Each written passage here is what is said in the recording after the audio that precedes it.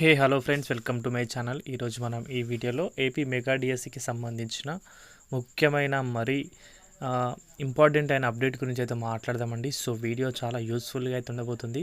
Video skip చేయకుండా last వరకు అయితే చూడండి గైస్. మన ఛానల్కి ఎవరైనా కొత్తగా వచ్చుంటే మాత్రం సబ్స్క్రైబ్ అయితే చేసుకోండి. డైలీ అప్డేట్స్ అనేవి మన ఛానల్లో అందుబాటులో ఉంటాయి.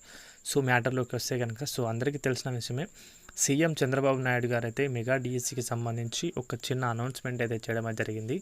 16,347 పోస్టులతో మెగా డిఎస్సి నోటిఫికేషన్ అనేది ఏప్రిల్ ఫస్ట్ వీక్లో అయితే కండక్ట్ చేస్తామని చెప్పడం అయితే జరిగింది. సో ఎన్ని రోజుల నుంచి మార్చ్ అని చెప్పారు విద్యాశాఖ మంత్రి గారు. ఇప్పుడు సీఎం వంతుకి వచ్చింది, మార్చ్ అయిపోయింది, ఇప్పుడు ఏప్రిల్కి అయితే వచ్చారు. సో ఏప్రిల్ ఫస్ట్ వీక్లో మెగా డిఎస్సి నోటిఫికేషన్ చెప్పడమే జరిగింది.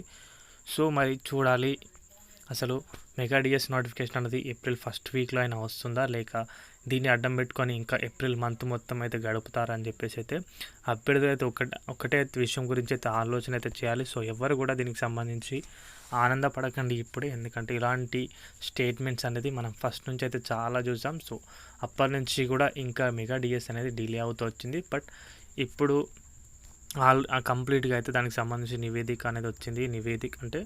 నివేదిక వెరిఫికేషన్ కూడా జరిగింది, దాన్ని ఆమోదం కూడా తెలిపారు. సో ఎక్కువ మరీ అంత టైం అయితే పట్టదు. సో సీఎం గారు అన్నట్లుగా ఫస్ట్ వీక్లో ఇవ్వడానికి కూడా అవకాశాలు అయితే ఉన్నాయి. బట్ చెప్పలేం, ప్రభుత్వం అనేది ప్రాపర్గా దానిపైన చేస్తే కనుకైతే మెగా డిఎస్ అనేది రావడమే జరుగుతుంది. సో ఏదో మభ్య పెట్టాలి అభ్యర్థులను, ఏదో కొద్ది రోజులు ఆపాలని చెప్పేసి చేస్తే కనుకైతే నెక్స్ట్ మంత్లో కూడా కాదు, ఆ నెక్స్ట్ మంత్లో కూడా మెగా డిఎస్ నోటిఫికేషన్ రావడానికి అవకాశాలు అయితే లేవు. సో ప్రభుత్వం అనేది ప్రాపర్గా ఇంటెన్షన్ పెట్టి దానికి సంబంధించి అభ్యర్థులు జరుగుతున్న నష్టాన్ని గమనించి మెగా డిఎస్ నోటిఫికేషన్ అనేది తీసుకొస్తే కనుక అందరికీ ఒక మంచి జరుగుతుందని, మంచి విషయం అని చెప్పుకోవచ్చు. సో ఈ విషయం కూడా ఎంతవరకు నిజం, అసలు ఎంతవరకు చేస్తారని చెప్పేసి అయితే గమనించాలి. సో ఎవరైనా సరే అభ్యర్థులు ఎక్కడైనా వేరే దగ్గర పీజీలో ఉంటే కనుక మీరు అవన్నీ వదిలేసి తప్పకుండా ఇంటికి వచ్చి మంచిగా మీ ప్రిపరేషన్ అనేది రిపీట్ అయితే చేసుకోండి గైస్. ఇది నా సలహా అని చెప్పొచ్చు. వీడియోకి సంబంధించి అప్డేట్ అయితే ఇంతే.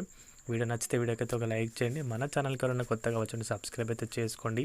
థ్యాంక్స్ ఫర్ వాచింగ్ అందరికీ.